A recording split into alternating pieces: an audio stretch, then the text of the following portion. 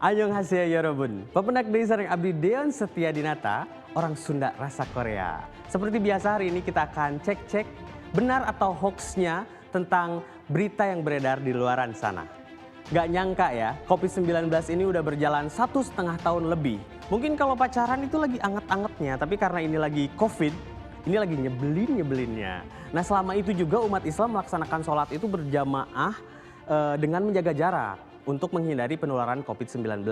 Nah, akhir-akhir ini beredar sebuah pesan berantai melalui WhatsApp yang menyatakan bahwa Ketua MUI Kiai Haji Muhammad Khalil Nafis itu memperbolehkan untuk Muslim merapatkan saf salat.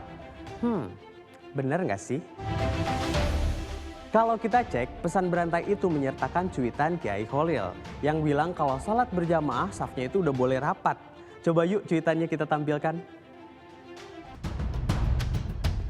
Ketua Majelis Ulama Indonesia MUI bidang dakwah Khalil Nafis tidak mempersoalkan jika umat Islam merapatkan saf atau barisan sholatnya pada saat berjamaah di masjid khusus untuk wilayah berstatus PPKM level 1. Hal itu disampaikan Khalil merespon banyaknya pertanyaan terkait kapan umat Islam bisa merapatkan saf sholatnya kembali pada saat menjalani sholat berjamaah di masjid. Khalil menambahkan agar tetap menerapkan protokol kesehatan dengan menggunakan masker. Kemudian pada saat berzikir dan berdoa bisa menjaga jarak. Karena fatwa MUI menjelaskan bahwa perubahan cara ibadah tergantung situasi COVID-19 setempat. Namun cuitan itu dinarasikan berbeda dalam pesan yang beredar di media sosial. Disebutkan dalam pesan itu MUI mengimbau untuk merapatkan saf sholat kembali pada saat sholat berjamaah. Merespon hal tersebut, juru bicara Satgas Penanganan COVID-19 Wiku Adhisa Smito tetap mengimbau masyarakat tidak lalai dan menjaga protokol kesehatan. Hingga saat ini pengaturan ibadah di rumah ibadah secara nasional masih menerapkan pembatasan kapasitas dan menerapkan protokol kesehatan dengan menjaga jarak dan menggunakan masker. Ketentuan itu berlaku hingga ada perubahan aturan secara rinci oleh Kementerian Agama. Berdasarkan analisis 26 kabupaten kota di luar Pulau Jawa Bali yang telah memasuki level 1 adalah Kabupaten Lampung. Dan sejak tanggal 25 September, kabupaten atau kota di wilayah Jawa Bali yang telah masuk ke level 1 yaitu Kabupaten Blitar. Prinsipnya, level 1 dalam asesmen leveling dan zona hijau dalam sistem zonasi adalah hasil penilaian yang paling baik melalui perhitungan berbagai indikator. Walau begitu, bukan berarti kita bisa lalai dengan situasi yang tergolong aman tersebut, karena COVID-19 masih ada di sekitar kita.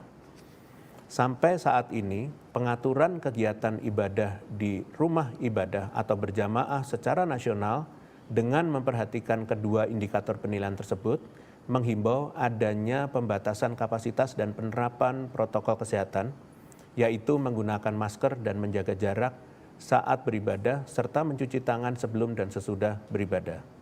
Kedepannya, jika diterapkan perubahan pengaturan khususnya pedoman beribadah secara rinci di rumah ibadah, akan disampaikan oleh Kementerian Agama yang sebelumnya telah melalui kesepakatan lintas kementerian lembaga.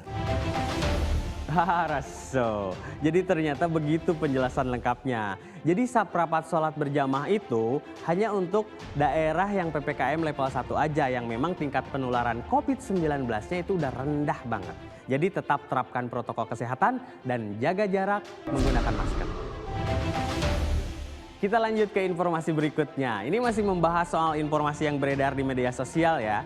Ada lagi nih yang beredar pesan berantai. Jadi pesannya itu nggak ada rantainya, maksudnya pesan yang berantai dari satu orang ke orang lain. Pada aplikasi WhatsApp tentunya. Ini sebuah tautan yang diklaim sebagai media pendaftaran dan pengecekan penerima bantuan sosial sejumlah uang Rp300.000. Betulan nih? Nah, pemerintah sedang membagikan bantuan sosial di masa PPKM ini. Benar nggak sih pesan berantai itu? Yuk kita simak liputannya. Bantuan sosial tunai adalah hal yang dinanti masyarakat pada masa PPKM, terutama bagi masyarakat yang terdampak pandemi. Namun di sisi lain, ada saja penerima bansos yang belum menerima informasi pencairan dana bantuan sosial tunai. Belum lama beredar pesan berantai berisi form pendaftaran bantuan sosial PPKM sebesar Rp300.000. Agar bisa mencairkan dana bantuan, warga harus menjawab sejumlah pertanyaan di sebuah situs internet yang memuat logo Kementerian Sosial. Setelah mengisi data, pendaftar kemudian diminta membagikan tautan situs tersebut melalui aplikasi pesan WhatsApp untuk kemudian menerima konfirmasi pencairan dana bansos melalui SMS. Lalu benarkah situs ini memuat informasi perihal pencairan dana bantuan sosial tunai? Faktanya, situs berlogo Kementerian Sosial yang memuat pendaftaran penerima dana bantuan sosial tunai sebesar Rp300.000 itu tidak benar. Pelaku pemalsuan situs pendaftaran penerima dana bansos itu sudah diungkap Subdit Direktorat Reserse Kriminal Khusus Polda Metro Jaya pada Juli lalu.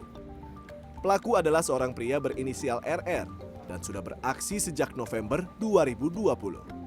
Lewat situs subsidi ppkm.online, pelaku menyebarkan informasi bansos palsu itu lewat tautan website palsu yang dibuatnya dengan mencatut nama dan logo Kemensos. Akibatnya warga yang menerima tautan ini kemudian tertarik mendaftarkan diri agar bisa menerima bansos. Dari aksi penipuannya ini, RR bahkan sanggup meraup keuntungan sebesar Rp1,5 miliar dari iklan yang masuk di situs palsunya ini. Tersangka RR pun dijerat dengan Undang-Undang Informasi dan Transaksi Elektronik atau ITE dengan ancaman hukuman maksimal 12 tahun penjara. Lantas bagaimana caranya agar warga bisa mendaftar serta mendapatkan informasi perihal dana bansos yang benar? Menteri Sosial Tri Risma hari ini mengatakan, masyarakat bisa mengakses informasi dana bansos lewat situs cekbansos.kemensos.go.id. Di situs ini, warga bisa mengisi data lengkap mulai dari provinsi hingga desa, serta nama sesuai KTP. Kemudian, calon penerima bansos harus mengisi kode verifikasi untuk mendapatkan petunjuk apakah warga tersebut berhak atau tidak menerima bansos. Setelah itu, warga bisa mencari hingga mengetahui hasilnya. Kementerian Sosial pun menyatakan akan memperbaiki data terpadu kesejahteraan sosial atau DTKS secara berkala. Hal ini untuk memastikan data identitas tunggal dan nomor kependudukan atau NIK selaras dengan data di Kementerian Dalam Negeri. Nah, jadi udah pada ngerti kan ngecek data penerima bansos? Entong asal percaya. Jadi pariksa heula, yang pasti cek di situs resminya. Ada lagi nih informasi situs palsu, bak udang di balik ramyon. Hati-hati, kali ini yang dipalsukan itu situs Peduli Lindungi. Aigo, yang namanya mirip sekali. Jadi nggak kelihatan udangnya ya, yang kelihatan ramyonnya. Peduli Lindungi ini yang lagi marak digunakan sebagai syarat orang masuk ke mal, tempat wisata, dipalsukan. Ini dipalsukan, dipesan berantai disebut pedulilindungia.com. Astaga, memang beda tipis ya. Kalau orang ngelihatnya sekilas itu kayaknya yang sama aja dengan yang aslinya. Makanya kita harus hati-hati, harus dicek benar-benar. Kita baca dulu sebelum mengklik. Coba nih kita ikuti laporan selengkapnya. Kumaha beritara? Iya laporan. Kementerian Komunikasi dan Informatika telah memblokir 2 situs Peduli Lindungi palsu. 2 situs tersebut ialah pedulilindungiq.com dan pedulilindungia.com. Sementara situs Peduli Lindungi yang asli adalah pedulilindungi.id. Menurut juru bicara Kementerian Kominfo Dedi Permadi, motif ekonomi menjadi dugaan landasan memalsukan situs Peduli Lindungi. Jika terdapat indikasi penipuan, maka Kominfo akan membawa kasus tersebut ke ranah hukum. Kami sangat berharap kepada masyarakat ketika mendapatkan informasi jangan langsung percaya, tetapi perlu cek terlebih dahulu kebenarannya. Cara melakukan cek terhadap kebenaran sebuah informasi bisa dilakukan dengan misalnya merujuk pada website atau situs-situs yang terpercaya atau bersumber dari statement resmi pemerintah. Dengan cara itu, maka kita bisa menghindarkan masyarakat dari hoax. Ada beberapa cara sederhana untuk memverifikasi kebenaran suatu informasi atau berita agar terhindar dari hoax. Yang pertama, kita bisa mengirim pesan WhatsApp ke Lembaga Mafindo atau Masyarakat Anti Fitnah Indonesia ke nomor 0859 2160 0500. Mafindo adalah salah satu institusi yang melawan disinformasi dengan cara membangun database anti-hoax. Atau juga bisa mengunjungi situs Mafindo di turnbackhoax.id.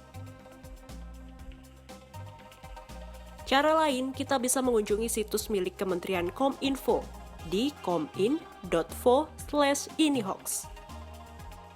Di sini kita bisa melihat berbagai disinformasi yang telah diverifikasi oleh Kementerian Kominfo.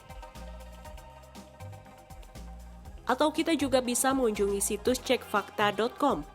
Situs ini afiliasi berbagai institusi anti-hoax dan juga perusahaan media terverifikasi.